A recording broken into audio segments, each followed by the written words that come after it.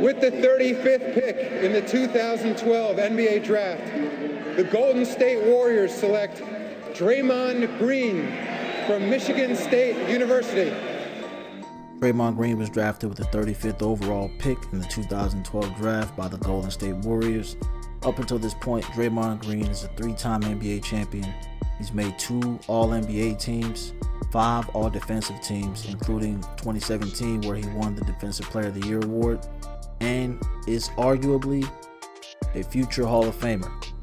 Some question the legitimacy of Draymond Green's success. Some believe he's earned every bit of it. I'm Trey Khan, and this is Unpopular Facts.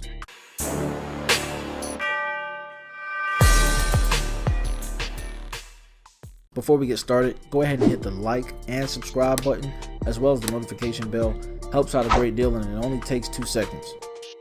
Let's start out by saying Draymond Green was the guy that was not supposed to make it. Okay, this guy, 2nd round pick, coming out of Michigan State, did not look like your ideal basketball player. Okay, this guy looked like an offensive lineman, maybe a defensive tackle, but he did not look like your average basketball player. Okay, couldn't jump out the gym. You didn't know what position he was going to play. Too small for the 4, at least that's what we thought back then. Okay, this guy has overcame a lot. He's overcame a lot to get to the point that he is now, and he's earned every bit of it, I think. All right, you need guys like this to win a championship. Glue guys, the Dennis Rodmans, the Shane Battiers of the world. You need those kind of guys to win championships.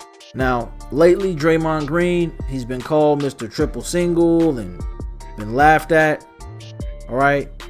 And part of it he brings on himself, but you can't take away from the greatness of Draymond Green. Yes, I said greatness. That 2015 team would not have won the championship without him. Okay, and in 2016, you can argue that if he wasn't suspended in Game 5, all right, Warriors had a 3-1 lead. If he wasn't suspended in Game 5, it would have went differently. There was still Game 6 and Game 7, but we all know basketball is a game of rhythm. But nonetheless, Draymond Green, quite a decorated NBA career for only being in the league 8 years. We act like, when he came in the league in 2012, LeBron had already played 9 years. Now, a lot of people forget that. Draymond Green has only been in the league for 8 years. This is his 8th season. All right, so to win 3 championships, 5 all-defensive teams, 2 all-NBA teams, Defensive Player of the Year, the guy's done a lot. Is he a Hall of Famer? That's up for debate. Depends on, what you define as Hall of Fame. I would say borderline, because then you have to argue, is Derek Fisher a Hall of Famer? Is Robert Horry a Hall of Famer? Okay, what about Sean Marion? Is it accolades or individual success? Because I know I'm not sure if Chris Webber's made it in yet, but if Chris Webber's not made it in, I'm going to have a huge problem if Draymond Green gets in.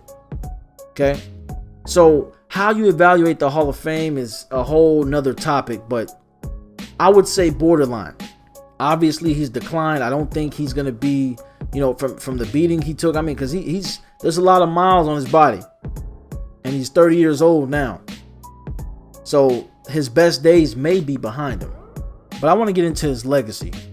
This is very unpopular, what I'm about to say, but Draymond Green has changed the game just as much, if not more, than Steph Curry. Now, I know it. Bear with me here. You're probably like, what the hell, Draymond? Bear with me here. I want you to look at 3-point attempts. Okay? But people say, oh, Steph Curry changed the game. We're shooting threes like crazy now because of Steph. But here's the truth here. 3-point attempts were on the uptick from the time the 3-point line was installed in 1979 till now. 3-point attempts have increased throughout the years, from the 80s to the 90s to the 2000s to the 2010s, and of course till now. Steph Curry came in when he broke out in 2013, 2014 under Mark Jackson. There was already a record number of threes going up every year. So Steph Curry may have accelerated it. He may have accelerated, what we're doing now, to the point, hey, where, you know, now you don't even want a guy on the court if he can't shoot. But did he change the game? Yeah, but not as much as Draymond. You see, if it wasn't for Draymond, nobody under 6'9" would be playing the 4. If y'all remember correctly, in 2015, the year before Steph Curry's unanimous MVP year, before they won the 73 games, this is when Steve Kerr first took over as head coach. Remember, there was a big outrage when Mark Jackson was fired.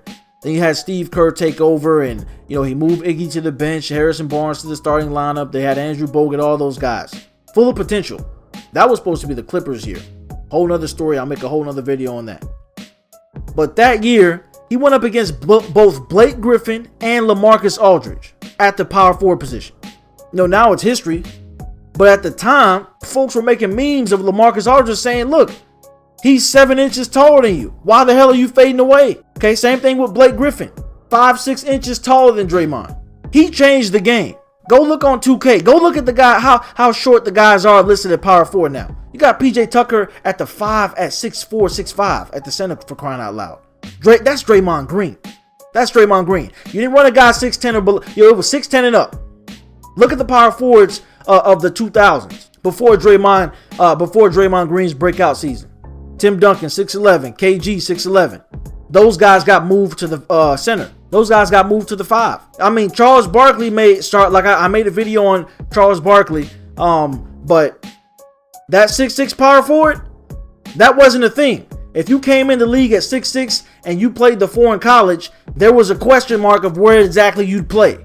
Now, for sure, you can play the 4. That's Draymond Green. Steph Curry, I'm not going to sit here and say he helped revolutionize the game. He accelerated it. Basketball was going to evolve regardless. All right? We're humans. We're going to evolve regardless. Now, the rate of evolution, how fast we evolve, how soon we get there, okay, there's certain catalysts involved to how we get there. Okay, but this three-point shooting, all these three-point attempts, they were going to come regardless. If it wasn't Steph Curry, it was going to be James Harden. Okay, that accelerated the three-point attempts. But when you talk about changing the game of basketball from a position standpoint, I mean, you can argue LeBron helped make it positionless.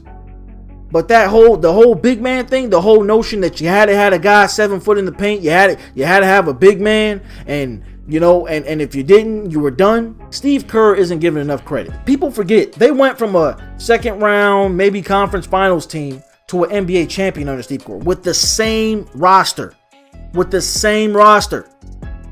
Nothing changed. But you just insert Steve Kerr. And you remember at the time they had David Lee, one of the better power forwards in the league, a 2010 guy.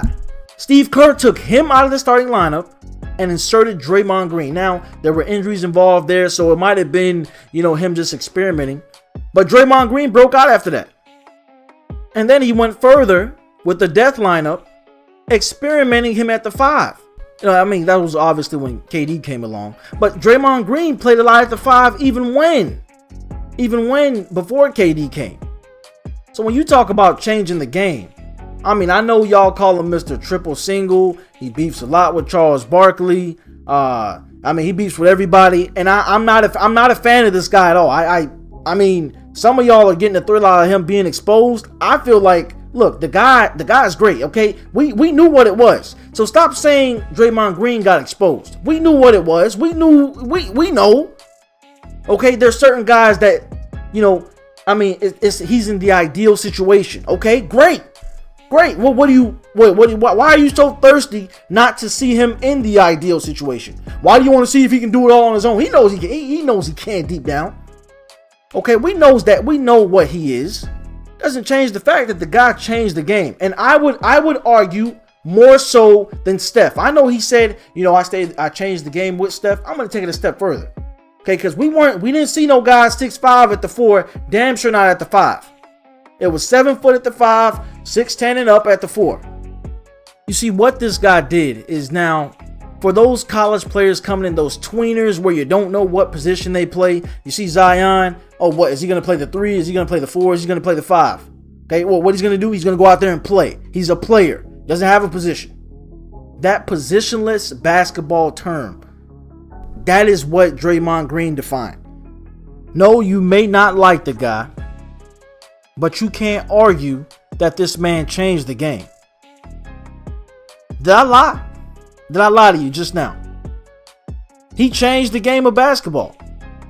Okay? Now, I know it's like, what the hell? A role player changed the game of basketball. He's a role player. And that's the crazy part about it. That's the amazing part about it. Him changing the game in his role. You have to give credit when it's due. The man is 6'5", 6'6", and took on the challenge of guarding 7-footers.